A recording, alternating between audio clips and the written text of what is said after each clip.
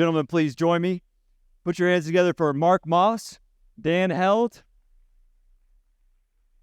Yes, moderated by Andrew Birchwell.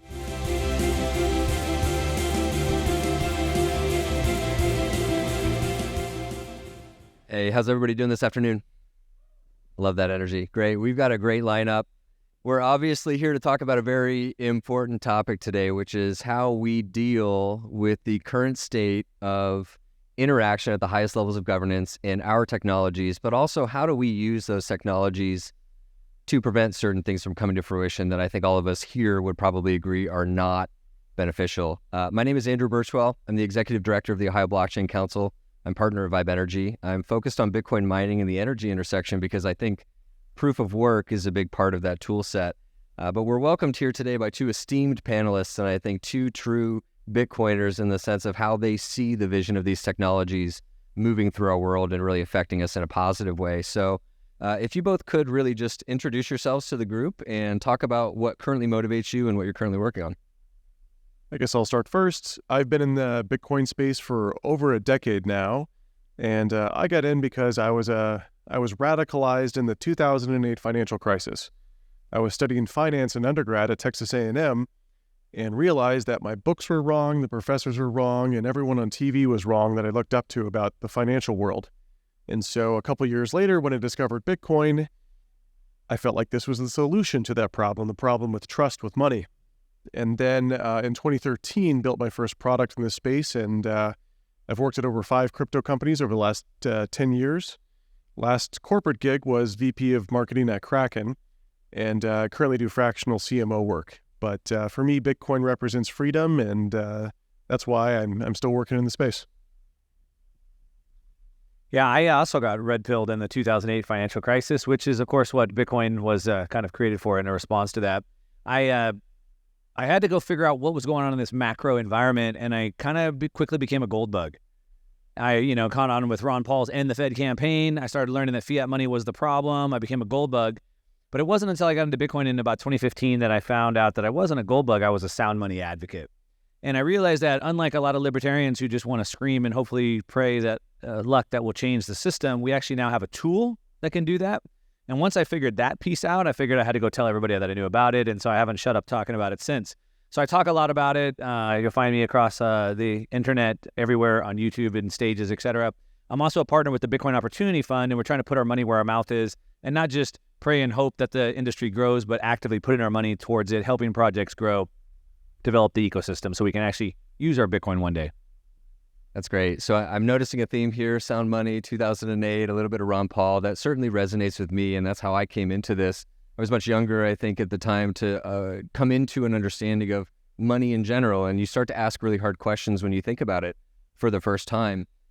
I think through that lens of sound money, and let's say Ron Paul is the example, what really his message was the tyranny is already here in many senses, and we need to wake up to that in certain aspects of our lives that are affecting us directly.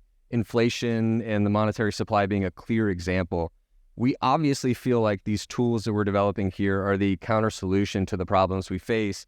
So instead of looking at this through the lens of preventing tyranny, let's talk about how we use these tools to get around the tyranny of today. Dan, maybe we can start with, I think, what is probably a controversial example, but I think it's a good place to start in terms of inscriptions on chain and how we deal with that data aspect of longevity through the blockchain, through Bitcoin itself. Yeah, so throughout history, we've had all sorts of censored texts. We've had religious text, we've had manuals of how to create certain chemical compounds, we've had thoughts, we've had people claiming that the world was round and that we rotated around the sun. There was a lot of different controversial texts over the tens of thousands of years that humans have been around. And when we look at, preserving information, the Bitcoin blockchain has been carefully architected to preserve financial information primarily. Bitcoin is meant to be censorship resistant and have extremely long longevity, where your coins on the Bitcoin blockchain are safe and you don't have this constantly changing architecture underneath where your coins could be safe for hundreds of years or thousands of years.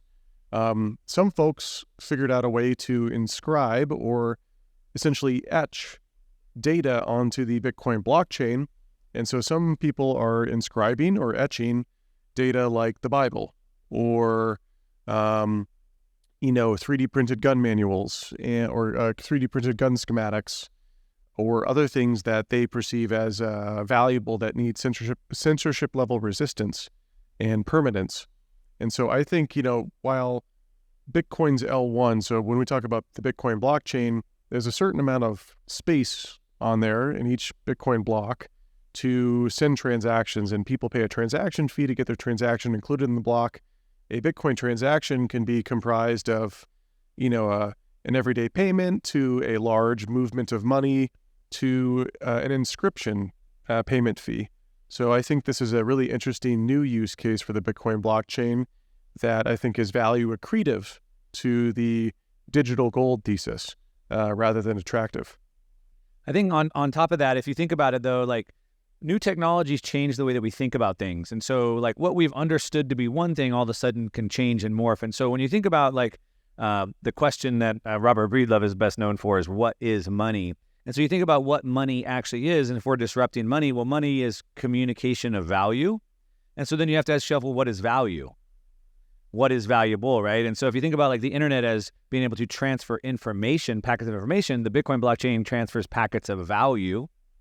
But what is that value? And so certainly you think about money as value, but if it communicates value, what else is valuable? And so like as Dan said, well, maybe the Bible is valuable. It is to me, it is to other people, but maybe 3D gun schematics or whatever, right? And so it starts to change what we know today by these new types of technologies that we have.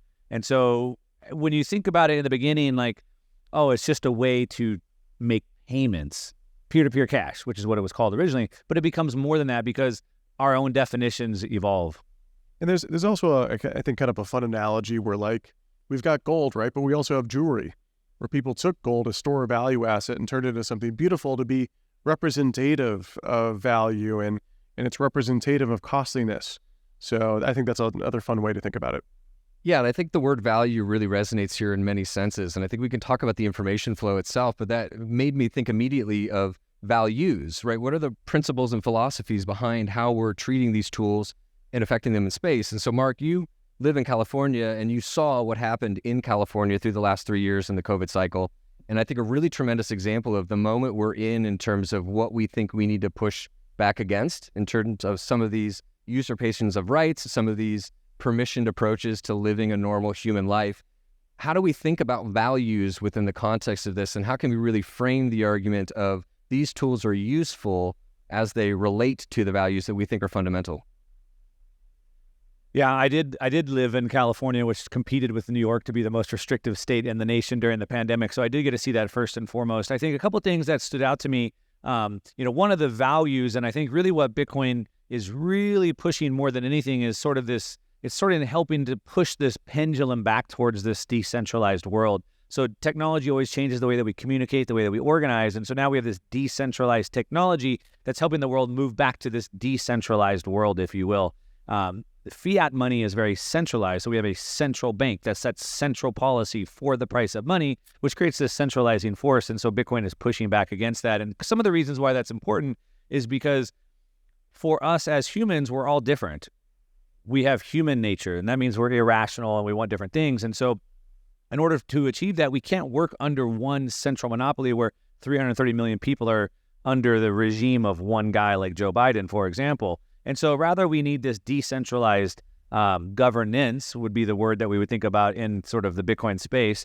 But we also have a decentralized government, right? Under a constitutional republic, we sort of already have this decentralized governance, if you will.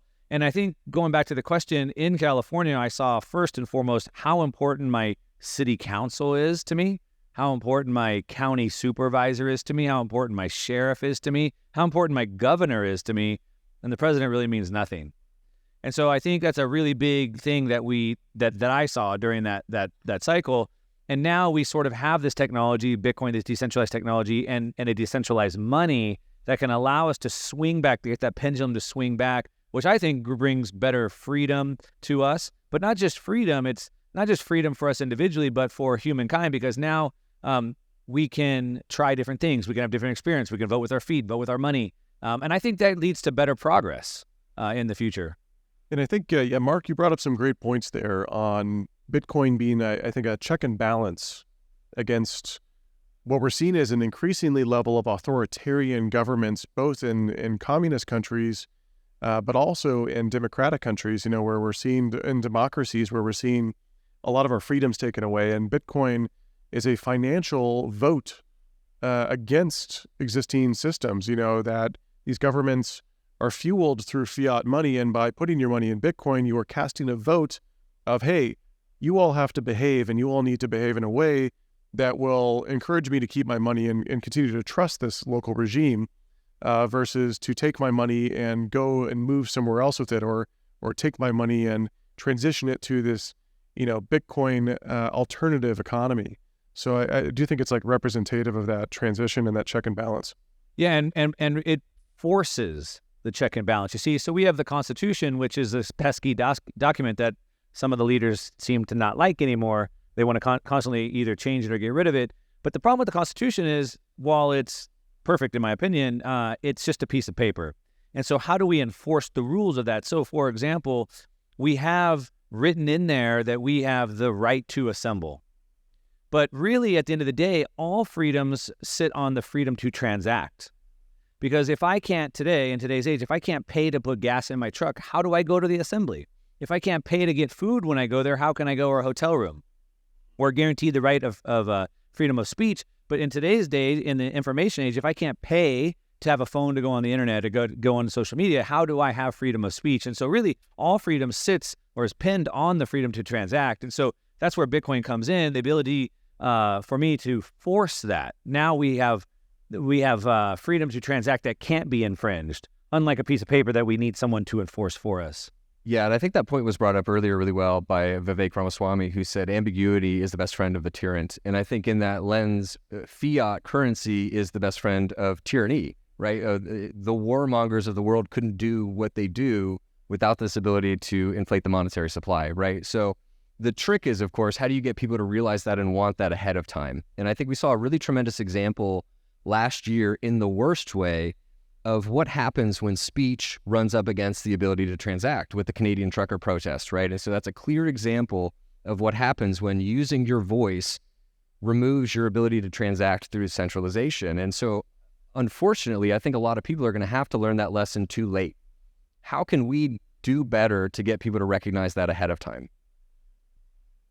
Well, I think we're already doing that, right? And so I think talking about pushing back on tyranny, I'm bullish on entrepreneurs. I'm bullish on American entrepreneurialism. And I think when millions of entrepreneurs' backs are against the wall, we're going to really see that. And we already have, right? Technology is moving faster than the slow-moving bureaucratic state. So Bitcoin was already created as a response to the problems the state created. And Bitcoin has already made its way into sort of mainstream at this point. We have presidential candidates running on that. And just now, the state is trying to come out with a CBDC. So just now the government's like, oh, the people want digital money? Okay, we'll give them that. But that is a tool of tyranny. But you see, the American entrepreneurs have already preemptively moved into that. So I think we're bullish on that. I think technology can continue to move faster than the state. Because we still live in a free country, we're able to move in this free area to create these tools. And so I think we're already doing that. As far as how do we get that to the mainstream, we don't need the mainstream. The mainstream is always wrong. What we need is the small, irate minority. And we already have that. I think Bitcoin has already exceeded that level. I think we've already reached escape velocity. The mainstream will just come along because it's just more convenient. But I think we're here, all of us here right now are doing this. We are the small irate minority, so we're already doing our part. So I'm not sure who here has watched Westworld. It's a TV show on HBO. But there's a famous line from the show the famous line goes, have you ever questioned the nature of your reality? And most people haven't questioned the nature of their reality when it comes to money. And money is this thing that is very uncomfortable to approach. It's like almost like religion or questioning the idea of should a government exist. You just wake up and you assume that's the way it's supposed to be. It's very uncomfortable to approach this topic. And so I think there's really only kind of two ways to approach it, and it's the most primal instinct that humans have. It's fear.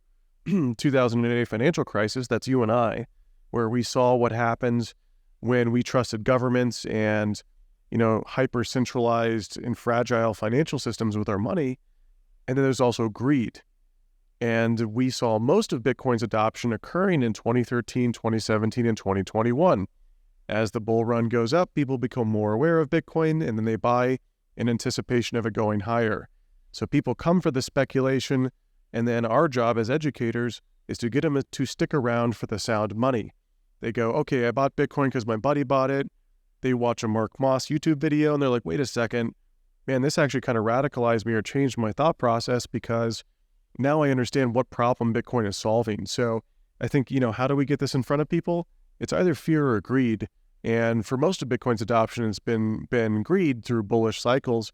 I do think we might see a macro environment here coming up, though, where people might be drawn in by fear, where they start to see the existing financial system crumble, as we've seen with some commercial regional banks in the U.S. These are moments when people go, whoa, wait a second, I thought this whole narrative and system that I woke up and just believed worked doesn't work. So yeah, I think fear and greed are the main drivers of that. Larry Fink, the largest asset manager in the world, BlackRock, he was on TV like 3 weeks ago saying that people are going to Bitcoin for safety. That was a big shift. I mean, in BlackRock, how many assets? What is it? 100 trillion? Or it's 10 trillion. 10 trillion. Yeah, it's some unfathomable sum.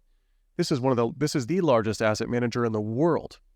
To say people are going to it for safety, I think that was a big shift. And so when you look at new technologies, which I think Bitcoin is more than just a new technology, you guys have probably all seen this chart. It's like a bell curve.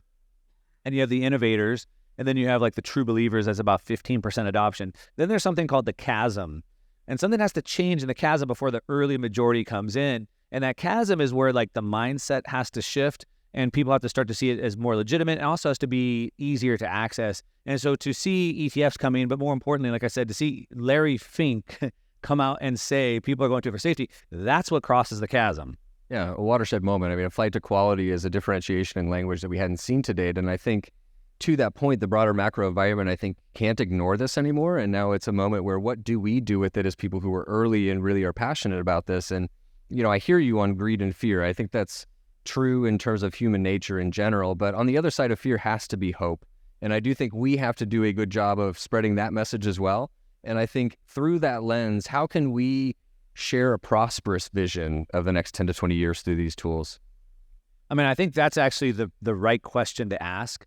I think that people are drawn towards a message of hope, right? If you look at sort of during the pandemic, Dr. Matthias Desmond had come out with this kind of analogy of how everybody kind of went along with this whole pandemic narrative.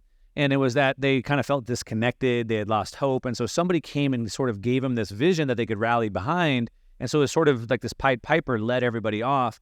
And for maybe a conservative voter that would be like, hey, don't go that way. Let's go back to where we were before. Nobody wants to go back to where we were before. It wasn't good before, right? And so we need to give this vision of hope of like how good the world could be on a sound money standard. Imagine if your life actually got easier. Imagine if your money actually bought you more goods and services in the future instead of less.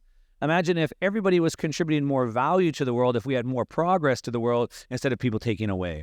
And so I think that's the message of hope. And I think ultimately, like the United States rose to power over the last 60, 70 years by being sort of the leader, but by leading by example. So we outcompeted, right? We industrialized faster. We had more ingenuity, more inventions, things like that. And now today, as a country, we're sort of just now slapping sanctions and telling people not to do that. But that's not the way. And so I think we do need to paint that picture of hope. We do need to lead people to a better future. Otherwise, people aren't going to want to come along with that. I think we also need to put our money where our mouth is. So like I said, with our fund, we're trying to do that. But like you guys here, we are these early adopters. We are the true believers here. And so it's like, if we're not going to go build this, then who is? And so it's more than just like buying your Bitcoin, hodling on a hill, and waiting with your 6.25 until the world changes. It's like, no, we actually have to go build. And maybe you got to sacrifice a little bit of your money. Maybe some of that money goes into speculation that goes bad. But at the end of the day, it all goes towards building that future. That's what's going to attract the people. I think we all play a part. Early on in the Bitcoin ecosystem, back in the 2013 era, that's how the early OGs felt. If we weren't going to build it, who else were? Who else was going to go build a mobile app or an exchange? Jesse Powell at Kraken felt that way after Mt. Gox. A lot of these folks just built it because who else was going to? And, some people today feel like they're late to the game, that they don't have anything to contribute. I know a lot of people feel weird if they're not an engineer or they don't work in tech. And I'm someone who came from finance and got into tech.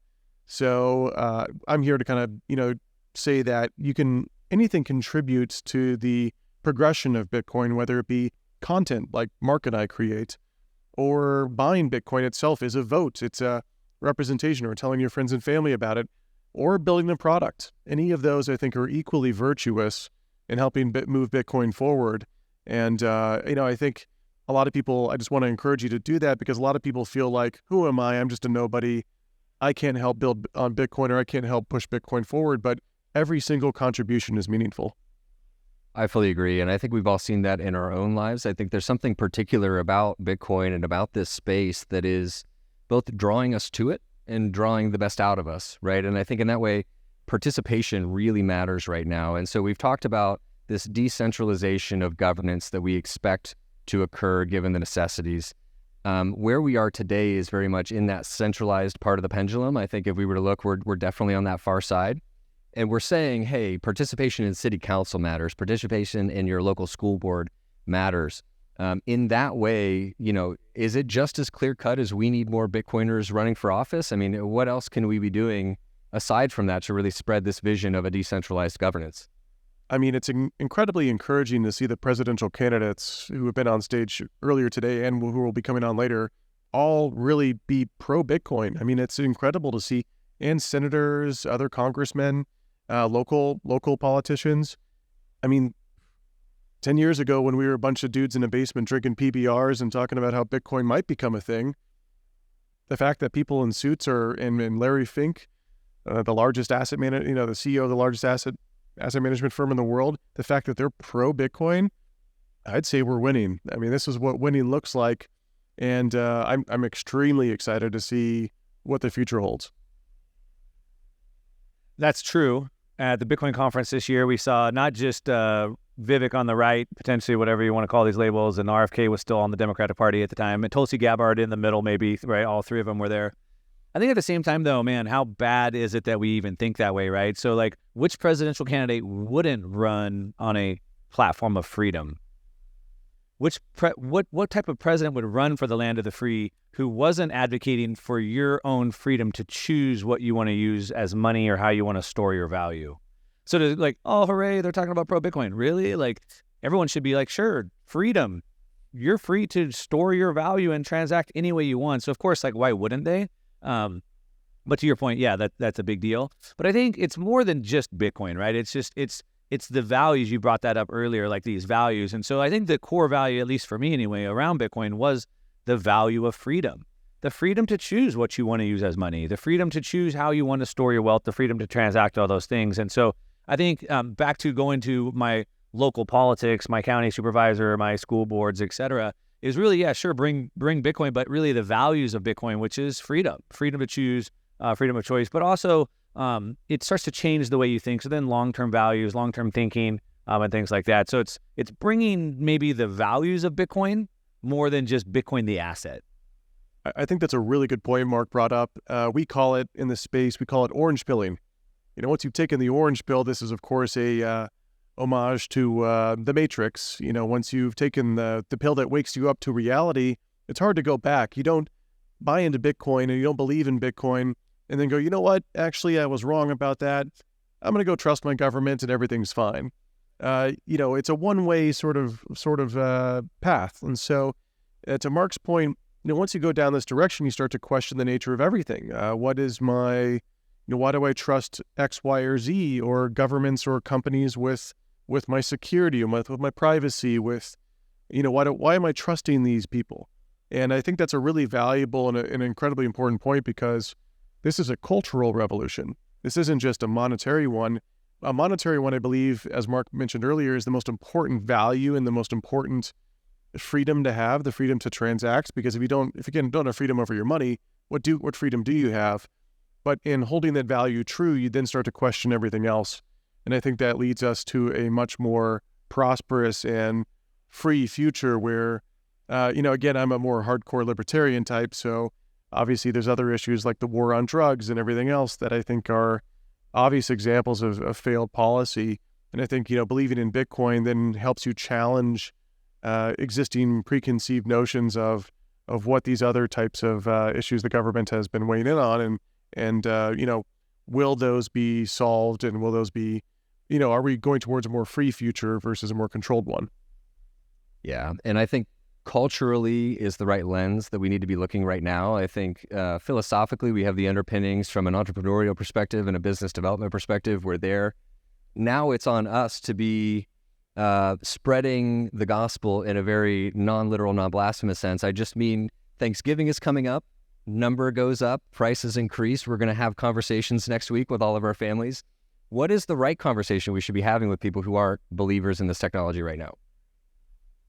So this is a question that we get asked all the time. I'm sure Dan's been asked it 1,000 times like I have, or 10,000 times. But the answer is there's really no one-size-fits-all answer. And I think the correct answer is it's what you would learn in sales. So any new salesperson makes the mistake of, my product does this, my company does this, but the person's eyes glaze over, they don't care. And so the role in sales is to find the person's one problem and then match your company's one product or benefit to the problem that they have. So really it starts with asking, like, what do you see going on in the world today? What are you concerned with? Oh, I'm concerned with the price of groceries. Okay, do you know why groceries are so expensive? Do you know what this Inflation Reduction Act actually is printing an extra 1.7 trillion? Do you see what Biden said, how money printing isn't causing it? Let me explain to you why money printing is causing inflation, and then how could we solve that? Oh, by having an asset that can't be inflated. So it's really about finding what is it that they're concerned. Oh, you're concerned about censorship. Oh, you're concerned about the war. Well, let me show you how endless money printing leads to endless wars.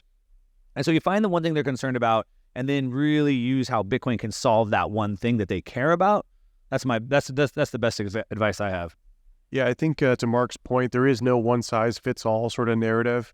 You've got to understand what people are worried about, their concerns. I also think, and this is a good way that I've started these conversations, because I've had people as well corner me at dinner, and they're like, hey, Dan, convince this person about Bitcoin. And everyone kind of looks at me like, okay, you're going to convince them in 30 seconds. And so I like to start off from a more comfortable perspective of going, look, I'm not going to convince you in this conversation, but the fact that you're even open to talking about it is the first step. And so I applaud you for even taking that time to hear about it and think about it. And it's a much more comfortable position versus someone trying to push their perspective on you. And then you're naturally going to be hesitant and have to play the other part of being skeptical. And in this sort of perspective, you're more like, hey, let's just talk about it, and no pressure. I'm not going to try to push you into thinking my way, but and to Mark's point, let's talk about some of these things that are worrying you and that you're concerned about. Well, guys, I think we've solved it. So it's been a real honor to be on stage with both of you. Please give all the props. Please give our panelists a round of applause. Thank you. Hey guys, thanks for coming out to the 2023 North American Blockchain Summit. It was the best summit yet. We look forward to hosting you again next year. If you enjoyed the summit or like what you saw in this video, be sure to subscribe. If you're interested in learning more about membership in the TBC, go to texasblockchaincouncil.org to learn more.